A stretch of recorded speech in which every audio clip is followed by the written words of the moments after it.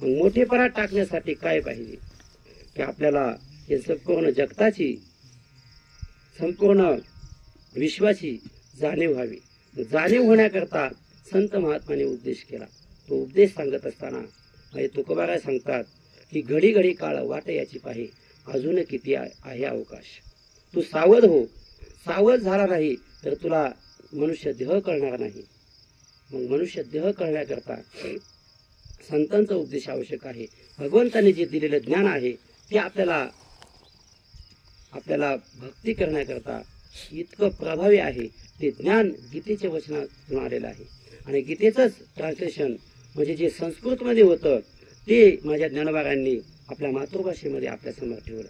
आणि हे ठेवत असताना त्यातून त्यांनी सांगितलं की उपजेते नासे नासिले पुनर्पी दिसे, हे घटिका यंत्र दिसे परिभ्रमेगा, किंवा देहाची या गावा आलिया जन्म मृत्यूची या सोळिया, ना म्हणू नये धनंजया जिया परी. हा मम अध्यास अहम अध्यास, हा देह मीच आहे, देह माझा आहे आणि देह संबंधाने असणारे जे नातेवाईक आहेत ते माझे आहेत. एवढं संकुचित विचार ज्यावेळेस जीवाच्या ठिकाणी होतो त्यावेळेस त्याला मम अध्यास होतो. एक दृष्टांत आपल्यासमोर ठेवतो. महाभारतीय युद्ध होणार होतं आणि युद्धामध्ये अनेक योद्धे सामील होणार होते. ते होत असताना ज्यावेळेस बर्बरिक आहे भीमाचा नातू, तो बर्बरिक युद्धाला निघाला आणि भगवंतांना माहित होतं की एवढा हा बलवान आहे, हा जर युद्धामध्ये आला तर पांडवांचा निपात निश्चित होईल. त्यावेळेस त्याला सामोरं ब्राह्मणाच्या रूपामध्ये ते गेले. आणि ब्राह्मणाच्या रूपामध्ये गेल्यानंतर त्यांनी त्यांना विचारलं की तू कुठे चाललायस. त्यावेळेस त्यांनी सांगितलं मी युद्धामध्ये चाललोय, या महाभारतीय युद्धामध्ये मी सामील होण्याकरता चाललोय. त्यावेळेस भगवंतांनी सांगितलं तुझ्याजवळ सामर्थ्य किती. त्यावेळेस त्याने सांगितलं माझ्याजवळ एवढं सामर्थ्य आहे, एवढं सामर्थ्य आहे की त्या सामर्थ्याच्या बळावरती मी दोन्ही सैन्यांच्या बाजूने जरी लढलो तरी त्या ठिकाणी काही हरकत नाही. परंतु भगवंतांनी सांगितलं, आता ब्राह्मणाचा वेश घेतलेला भगवंत आहे. भगवंतांनी सांगितलं या ठिकाणी हे चिंचेचं झाड आहे आणि या चिंचेचं झाड समोर असताना एवढी पानं त्याला आहेत, मग याला तुम्ही प्रत्येक पानाला छिद्र पाडू शकता का. त्यावेळेस बरोबर सांगितलं मी पाडू शकतो छिद्र.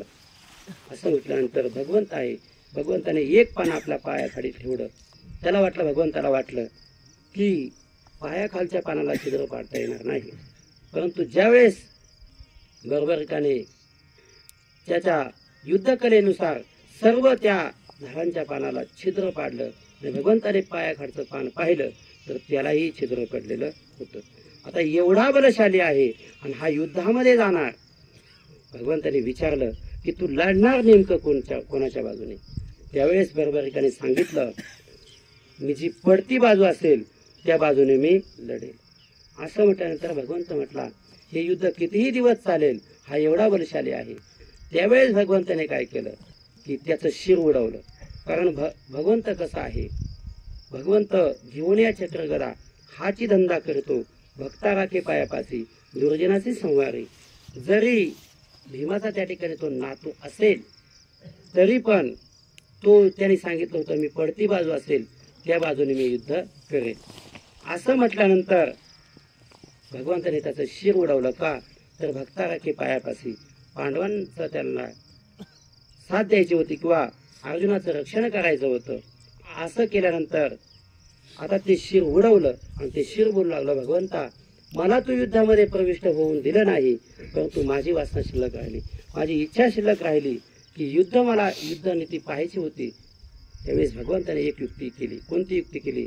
2 बाणांच्या टोकावरती त्या बर्बरिकाचं शिर ठेवलं आणि शिर ठेवल्यानंतर उंच माथ्यावरती ते ठेवलं की जेणेकरून तिथून तो ते युद्ध पाहिलं. सर्व युद्ध झालं आणि युद्ध झाल्यानंतर पांडव सैन्यामध्ये 5 पांडवांना अहमाद्यास झाला. त्यांना काय वाटलं, अर्जुनाला वाटलं हे युद्ध आहे ना हे माझ्यामुळेच जिंकले आहे. दुर्योधन त्या ठिकाणी त्यांच्या प्रतिस्पर्धी होता, त्याचा तर अहम सगळ्यांना माहीत आहे. परंतु त्याचबरोबर ज्यावेळेस भीम आहे, नकुल आहे, सहदेव आहे, धर्मराजा आहे, या 5 पांडवांना काय वाटलं की माझ्यामुळेच युद्ध मी जिंकलो. हे जिंकलं हे युद्ध माझ्यामुळे जिंकलेलं आहे. असं भगवंताला लक्षात आल्यानंतर भगवंतांनी सांगितलं, मला माहीतच होतं की तुमच्यामध्ये असा भ्रम होणार आहे, हा अहमाध्यास तुमच्या अंतःकरणात होणार आहे. त्याकरता मी काय केलं, एक CCTV कॅमेरा तुमच्यावरती पाळत ठेवण्याकरता ठेवला. त्यावेळेस 5 पांडव आहेत, त्यांना घेऊन भगवंत बर्बरिका जवळ जातात आणि बर्बरिकाला विचारतात, बर्बरिका नेमकं युद्ध कोणामुळे जिंकलं. त्यावेळेस बर्बरिकाने उत्तर दिलं की भगवंता, युद्ध कोणामुळे जिंकलं हे मी सांगणार नाही, परंतु मी ज्यावेळेस पाहत होतो त्यावेळेस सगळीकडे मला कृष्ण दिसत होता. म्हणजे युद्ध कोणामुळे जिंकलं, कृष्णामुळे. सांगण्याचं तात्पर्य काय, दृष्टांत संपला. यातून सिद्धांत असा आहे, सिद्धांत एवढाच घ्यायचा की पांडवांना वाटत होतं हे माझ्यामुळेच चाललंय, आम्ही नसतो तर युद्ध जिंकलं नसतं. हा अहमादेश आहे. तसंच सामान्य जीवाच्या ठिकाणी ही स्थिती प्राप्ती होते की गावातील कोणतं कार्य असेल ते कार्य करत असताना मी नसेल तर होणार नाही. हा ममा अध्यास, हा अहम अध्यास जीवाच्या ठिकाणी ज्यावेळेस प्राप्त होतो त्याला ज्ञानोबा म्हणतात हा मोठेपणा आहे. प्रत्येकाला मी आहे, मी कोणतरी आहे, ते माझ्यामुळेच चाललंय ही धारणा अंतःकरणात होते. हा मोठेपणा टाकून द्यावा म्हणून ज्ञानोबांनी सांगितलं, म्हणून थोरपणा परा सांडीजे, येथ इत्पत्ती आघवी विसरेजे, जे जगा धाकुटे होईजे ते जवळीक माझे. ज्यावेळेस तुम्ही लहान व्हाल तेव्हाच भगवंताच्या जवळ जा. मग लहान मोठेपणा कोणी कोणी टाकला. भगवान शंकर आहे, एवढा तपस्वी आहे, पाहे पा तापसांची कडसणी, एवढा तपश्चर्यामध्ये श्रेष्ठ आहे, परंतु त्यांनी पण मोठेपणा टाकला आणि भगवंताला शरण गेले. त्याच्या पुढे जाऊन जो सहस्रमुखाचा शेष आहे त्याने तो वर्णन करू लागला, परंतु तो अंतःकरणातही जळाला. म्हणजे भगवंताच्या खाली झोप थांबला. सांगण्याचं तात्पर्य काय की त्यांच्या जवळचे जे होते त्यांनी सर्वांनी मोठेपणा टाकला. जी लक्ष्मी माता आहे, लक्ष्मी मातेने काय केलं, मग सर्वस्व करून सेवा अभिमानू सांडूनी पांडवा, ते पाय धुवायच्या दैवा पात्र झाले. तिने आपला मोठेपणा टाकला आणि ते भगवंताचे पाय धुवायच्या पात्र झाले. एवढं सोबत असणाऱ्यांनी मोठेपणा टाकून दिला तेव्हा कुठेतरी भगवंताच्या जवळ त्यांना स्थान प्राप्त झालं. मला सांगायचं काय, सामान्य जीवाची स्थिती अशी आहे, त्याने आपला देहाचा अभिमान टाकून द्यावा, देह अहंकार टाकून द्यावा आणि टाकून दिल्यानंतर मग त्याच्या जीवनामध्ये आनंदोत्सव प्राप्त होईल, सहज स्थिती प्राप्त होईल. ही सहज स्थिती प्राप्त होण्याकरता अगोदर नरदेह आपल्याला कळायला पाहिजे. हा नरदेह कळण्याकरता संतांनी आपल्याला उपदेश दिला. माझे नाथपाळ सांगतात, रात्रंदिवस भुकितो तुम्ही सावध असा, तुमच्या देहरूपे नगरीचा मा नाही भरवसा, उजेड पडताना गळा पडेल फासा, उठा की जी मायबाप कैसी लागली झोप. भागवत प्रकरण आहे. त्या भागवत प्रकरणात सांगतात की उठा की जी मायबाप कैसी लागली झोप.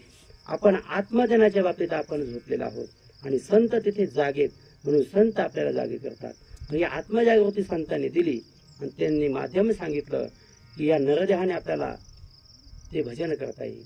याची तेही घडे देवाचे भजन, अनेक ज्ञान नाही कोटी. दुसऱ्या योनीमध्ये आपल्याला ते भजन करता येणार नाही. जर या अनेक योनींचा विचार पाहिला तर 20 लक्ष योनी कशामध्ये आहेत, वृक्षामध्ये आहेत. अशा ज्या 80 लक्ष योनी आहेत त्या प्रत्येक जलचर आहेत, वनचर आहेत, प्रत्येकामध्ये 80 लक्ष योनी सामावलेल्या आहेत. आणि एवढ्या 80 लक्ष योनी झाल्यानंतर काही भूचर आहे, काही खेचर आहेत, काही वनचर आहेत, यांच्यामध्ये प्रत्येक ती योजना केलेली आहे. संख्या सांगितली, ती सांगत असताना जे 80 लक्ष पूर्ण झाल्या आणि 84 लक्ष सांगितल्यात, त्यातील 4 लक्ष मानव्या भितरी, 4 लक्ष मनुष्य योनीमध्ये 4 लक्ष. परंतु त्या केव्हा प्राप्त होतात, ज्यावेळेस या 80 लक्ष योनी आहेत त्यामध्ये एक एक योनी आणि कोटी कोटी फेरा, तेव्हा लागे वारा मानवाचा. त्या 80 लक्ष योनीमध्ये आपल्याला एक एक योनी कोटी कोटी फेरा, तेव्हा आपल्याला तेवढं फिरावं लागतं आणि फिरल्यानंतर मग तेव्हा लागे वारा मानवाचा. म्हणून आमच्या संतांनी सांगितला, किती जन्म झाला फेरा, गणित नाही जी दातारा, पडिलो आवर्ती भोवरा. आपण भोवऱ्यासारखं किती वेळा मागे आलो असत, कोणत्या जन्मामध्ये असेल हे सांगता येत नाही, परंतु हा ठाव आपल्याला कधी सापडला. म्हणजे तुकोबा काय सांगतात, मनुष्य देही ऐसा ठाव धरी पांडुरंगी. हा मनुष्य देह आपल्याला कधी प्राप्त झाला? तुकोबारानं सांगितलं की बहुता जन्मांती जोड लागली हाती. अनेक जन्म गेल्यानंतर मग आपल्याला ही जोड प्राप्त झाली. ही प्राप्त झाल्यानंतर त्यामध्ये ज्यावेळेस आपण भगवत भक्ती करू लागतो आणि भगवत भक्ती करत असताना भगवंताची कृपा आपल्यावरती होते. कारण भगवंताची कृपा होणे सामान्य गोष्ट नाही. ते होण्याकरता काय बदल घडावे लागतात ते एक आपल्यासमोर ठेवतो की ज्यावेळेस आपण कर्म करतो, सामान्य जीवाच्या ठिकाणी जी कर्माची स्थिती आहे, सकाम कर्म करत असताना आपण फक्त सकाम कर्म करत करत राहतो आणि सकाम कर्म केल्यानंतर एक दिवस आपलं देहावसान होतं. आणि देहावसान झाल्यानंतर जसं पुनरपी जननम पुनरपी मरणम, जसं पुन्हा जन्माला यावं लागतं. माझे ज्ञानोबा सांगतात, मग त्या पुण्याची पावटी सरे, सेवेची इंद्रपणाची उठी उतरे आणि येऊ लागती माघारे मृत्यू लोका. सकाम कर्म कोणतं? मी मगाशीच बोललो की जिथं कुठंतरी भाव आहे, हे चाललंय माझ्यामुळं, हे सकाम कर्म आहे. मग सकाम कर्माने आपलं देहावसन झाल्यानंतर पुन्हा जन्माला यावं लागतं. परंतु निष्काम भावनेने आपण ज्यावेळेस जीवन जगतो